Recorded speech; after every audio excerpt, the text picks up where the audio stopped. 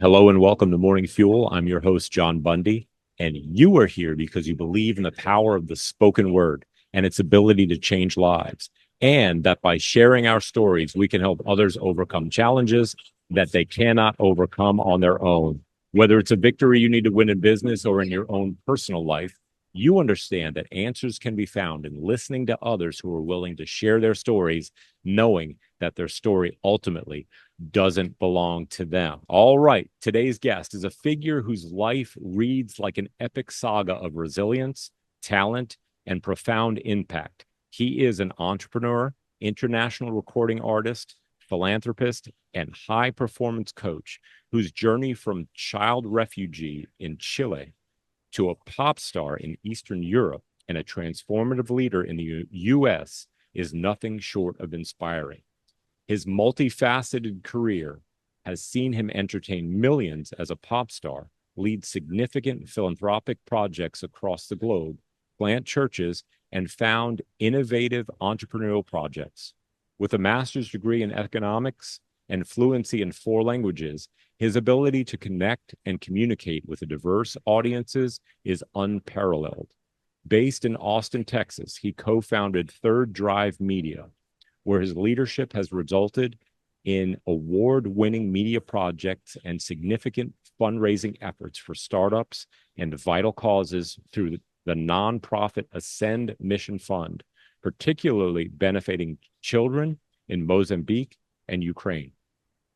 Through Exponential, his high-performance coaching service, he empowers purpose-driven professionals, business leaders, and nonprofit directors to achieve and maintain peak performance levels.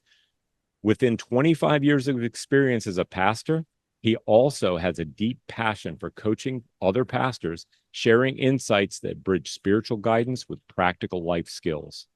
He also hosts the Headspace podcast, where he explores various themes around personal and professional growth. The author of a little book of Big Reasons to Love America, where he reflects on the values and opportunities that define the American experience.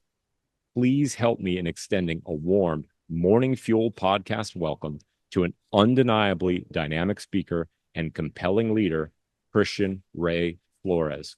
I know this is probably going to sound like a infomercial or something like that, but are you a busy entrepreneur or business owner who has very little time to plan their travels when it comes to taking their families on a vacation? And by the time you get there, you are super exhausted and you don't want to have to think about anything. You just want to enjoy. Well, welcome to Experience Rest, Rincon, Puerto Rico. Let me break it down for you. You come down here, you stay with Sarah and I in one of the many homes that we get access to. We take care of you. We take care of the planning based on your needs. The itinerary is built based on your choices before you even get here. And when you arrive, we pick you up at the airport. We take you to your home for the 2 weeks that you're here, and you don't have to make any decisions. You just show up. You just wake up, enjoy your coffee, enjoy your breakfast, and we make the decisions for you based on your choices. Sarah and I will be your guides. And also, we'll take care of the things at the house as well. The cleaning, the cooking. I worked under a James Beard nominated chef at Stove in Port Norfolk, Virginia. And I've got a little bit of skill, but I guarantee you, you will be blessed with genuine Puerto Rican cuisine and gracious hosts and guides. And we'll take you on tours based on your preferences as well. If you're the adventurous type, we'll go ahead and take you to swim in a waterfall that's a short hike away, and also paddleboarding or surfing, even for the first time. We look forward to having you down. If you have any questions at any time, please don't hesitate to reach out. casitamaricao.com or Experience Rest. Thanks for being a part of the community, and we look forward to seeing you soon.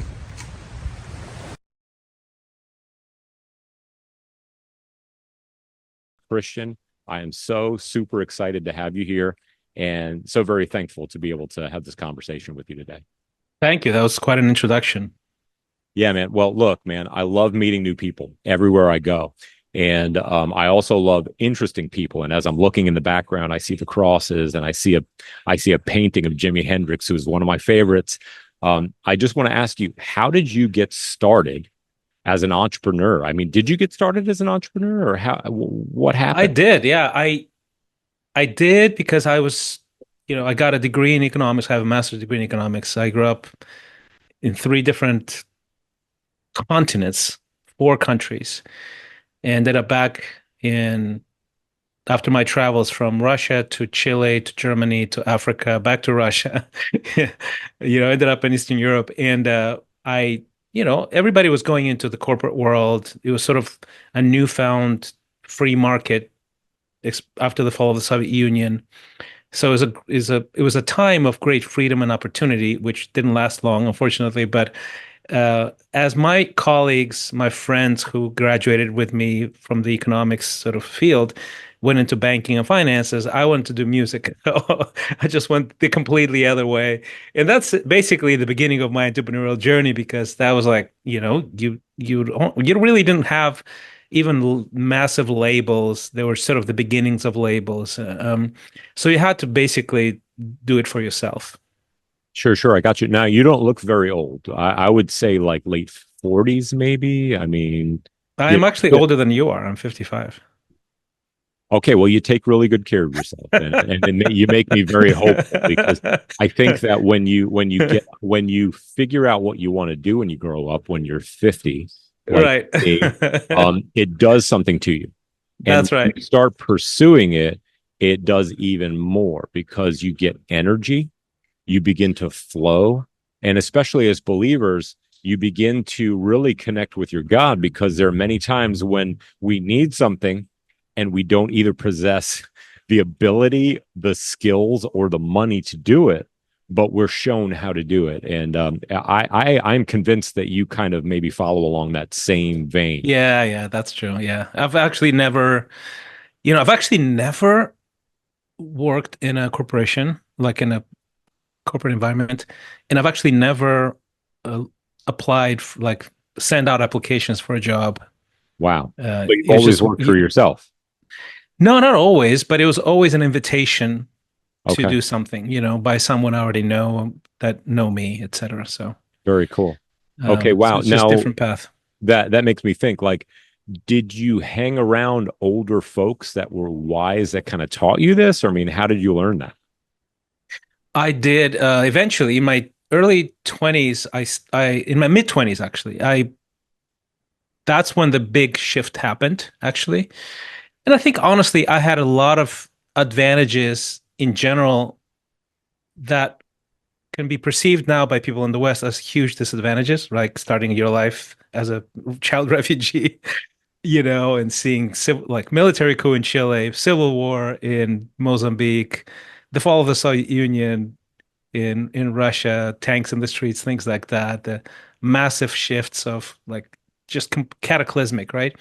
And what happens is people look at that as, wow, you must have a hard life. And I did, but it also builds a lot of muscle and a lot of resilience and actually a lot of incredible advantageous um, capabilities, let's put it that way, right? And wisdom, right? You learned at an accelerated rate. I've lived like three lifetimes by now, right? And so that really helped. But I think the big shift happens when I I'm a I have a number one hit in the charts. I'm everywhere. I'm across 15 different countries, playing sports arenas. And I realized that there's a huge gaps in my life that I have no idea how to fix. And that's when I became a Christian because I was an atheist. My parents were Marxist. And I met this guy who's a pastor. He's Canadian.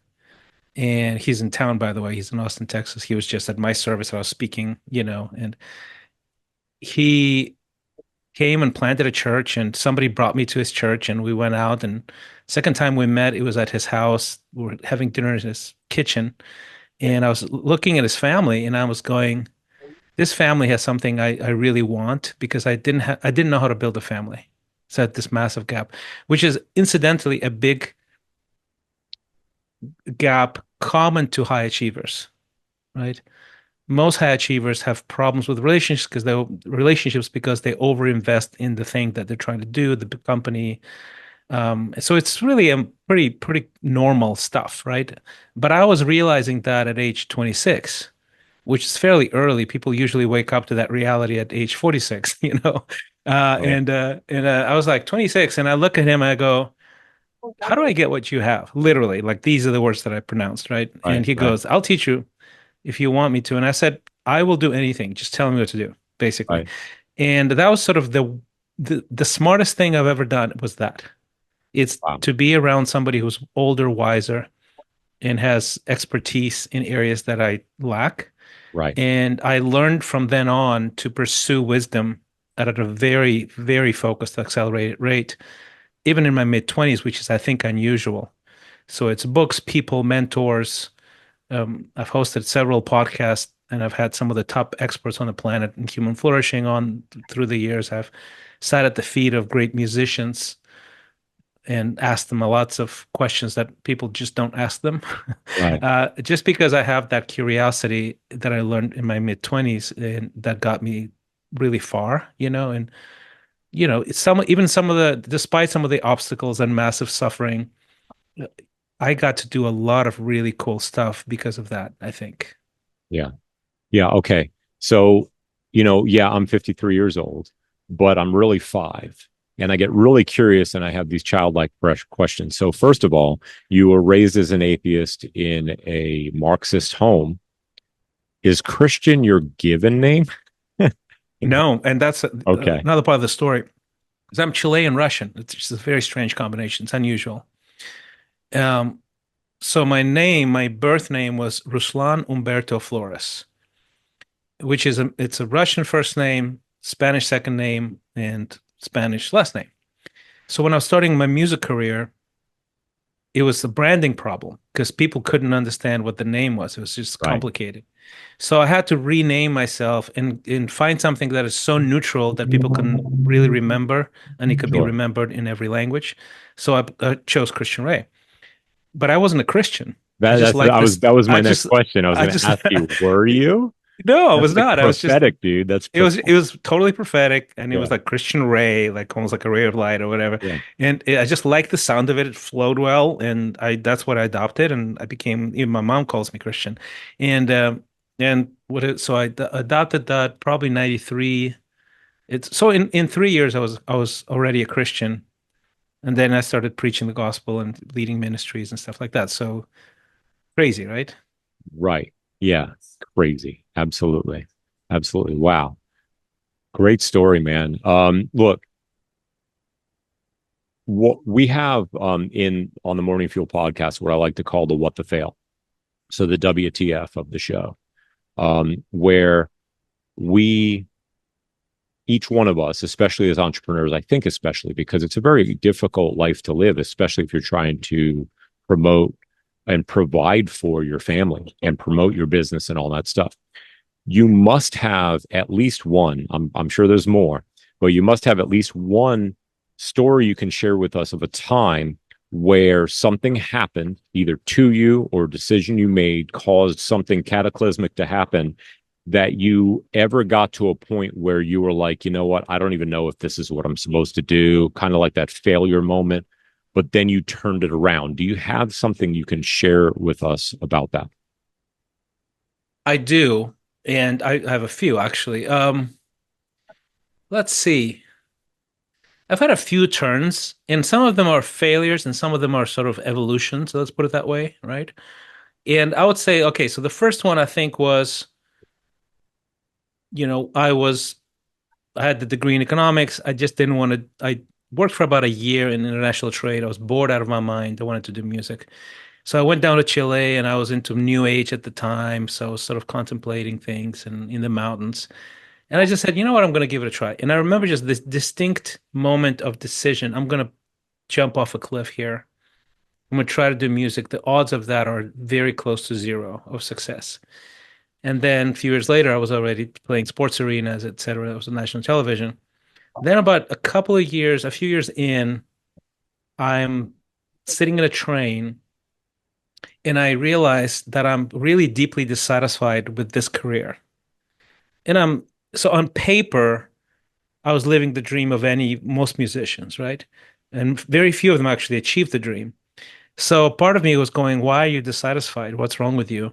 And the truth was, I had I had dormant dimensions to me. And I say I like that story a lot because I find that many entrepreneurs, they have this restlessness because they can't find the fullness of them sort of manifested and given to the world as a gift, right? And I remember going, gosh, what an idiot, right? You have it all essentially, at least on paper, but deeply unhappy. And I wanted to do international stuff. I wanted to do philanthropy because I grew up in the third world. I wanted to do ministry. I wanted to do things beyond Eastern Europe because I grew up all over the world. I speak four languages. I feel that all those things are dormant, right? And I decided to transition out. So that's an evolution in my mind, right? And it is a crisis because it's very painful, financially painful. You're rebuilding life. Um, After a few years, we I married an American. My wife Deb, she moved to Russia to be with me. We lived in Russia. We live in Ukraine. Two of my kids were born in Russia, one in Ukraine, and she gets sicker and sicker because of the climate, and we basically decided to move to the US. So that's an evolution as well because I'm starting over. Nobody cares who I am in this Right. country, right? And I have an accent and all of that stuff. There's all these insecurities. So I work in philanthropy and I learned so much. I was VP of a charity and we did projects in 9 different countries and it was just drinking out of a fire hose. It was really exciting and challenging at the same time. And then I thought, okay, I'm going to do this for a while. And then it just didn't work out. It was the grants ran out, they couldn't replace them. So I need to start something else. Um, so all these sort of, it feels like a false start, I guess, right? But you acquire expertise, knowledge, experience, and insights and wisdom. So we started a production company in LA with Deb. We were doing some ministry, and I was like, you know what? I have these musical connections, and Deb used to work for MTV in LA, so we started this production company that produced music videos and music, like high-end production for Eastern European artists, because I had the hookup there, she had the hookup in Hollywood. And that went really well again, right? But my mistake there, that was actually a failure in the long run because it came so easily, relatively speaking, and it was sort of an effortless thing. We moved to Austin in the process because we could do a lot of it remote. That I didn't broaden the marketplace of who I'm serving. So it's very narrow Eastern Europe. And I could have done it in other territories if I just had the foresight. Yeah. But I was just lazy, honestly, complacent. So when the market crashes over there, the currency loses half of its value. I have a high-end product that I can't sell. Right. So I had to start over here, and I started this company called Third Drive, which is a digital media marketing company and a sort of brand development company. Right. And so that was sort of another thing, right? So I'm just giving you turns that some of them are evolutions, some of them are failures. But even the failures are actually evolutions in the long run because full circle, the nonprofit sort of bug is still there, the philanthropy, the heart for that.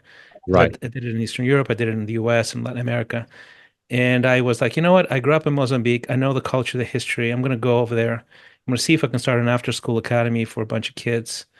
I'm going to get, I mean, from nothing, just idea. I know because I've worked in the field, I know what may work, Right. not to not to give them fish, but to teach them how to fish. They're moldable, they're young. We're gonna teach them Christian values, character, English, which is marketable, computer literacy, which is marketable. Right. So all of that expertise that was sort of a false start earlier became a real thing later.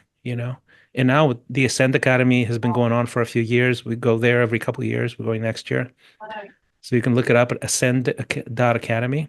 Awesome. And it's a great operation. So Anyway, all of that to say, there's failures, but there's learnings even Yeah, from right. failures. I actually just had a recent podcast where we were talking about that, and it just comes to mind the failures. You pretty much are getting paid to go to school, so or in some cases when it's a catastrophic failure, you wind up paying to go to school, but each time Yeah. if you keep going, it's well worth it. The lessons are well worth it. Yeah. So So, I've had a ton of mistakes, a ton of mistakes. right. Right. I can fill an hour with my mistakes. That's right. Well, next time we have a Morning Fuel Unfiltered. We can do a 2 to 3 hour sit down and just talk about everything. Man, I really appreciate that story. And one of our stories is, we've been doing this podcast since 2019. And finally, just in this past year, we had somebody reach out, to kind of help us pay the bills because we do a free podcast. Now, we heard your what the fail moment. And before I ask my last question, folks want to reach out to you. Folks want to get involved with what you're doing. So how do folks best get in touch with you and what you do? Well, there's two ways to do it. There's three ways, two ways and a gift. Let's put it that way. All So right. All right. the first one is christianrayflores.com. It's my newsletter. It has over 20,000 subscribers. It drops every Sunday. It's just full of good stuff, free. Cool. If you want to get serious and if you want coaching, it's a little bit harder, more expensive, and there's a wait list. Sure. You can go to www.exponential without the E, starts with an X, exponential.life, and you can see the details of my works, some testimonials, things like that, and you can reach out. No problem. Fantastic. The third thing is you can go to the same site, exponential.life/score, and benefit from a free tool that I offer to anyone who wants to. This is a tool that I developed for my clients. It's an assessment, essentially, of the most important dimensions of life. You just answer a few questions, 5-6 minutes. You get a personalized report in your inbox, and it's really cool because it's a very good visual, very clear, very simple. But simple is important, when you Yeah. don't want to overcomplicate things. You want to know where things stand and the dimensionality of life, and you get the score. You get the score across 11 different dimensions that are basically researched back, the most important dimensions for human flourishing. I use it with my clients to develop it for them, and now I offer it to everybody who wants to take it. So you can Very go cool. to exponential.life/score and get your personalized score. Very cool. Awesome. I am going to head there directly after this. Man, look, last question. Christian Ray Flores, influencer, speaker, philanthropist. What do you need most right now? What do I need most? I need a lot of things, actually. I need more people to help me help more kids in Africa, in Mozambique, through Ascend Academy. I need just great collaborators who believe in the things that I believe in and network and do things together that are fun, exciting. I need people who want to work with me in my media company. We do really cool brand development work. I just signed up or accepted rather another project to develop a logo for a NASA project. Pretty cool. Yeah, today, and which I just love, just I because actually it's worked NASA. for NASA Langley in Virginia for a couple of years. Did you? I Look did. at that I small did. world. That's awesome. Yeah, it's one of those environmental projects. Yeah, cool, man. We've done a few of the logos actually, so they just sort of come back and ask us to do new ones. So yeah, I'm all over the place. I love life, and I always love people who think and love the things that I love. Fantastic. Christian Ray, man, really, really great to meet you. It was great chatting with your team, and look forward to seeing more of what you do. And I hope from this episode, you'll actually get some help for those needs and other people just getting their eyes on what you're doing and getting involved. I really appreciate you, man. Thank you so much. It's my pleasure.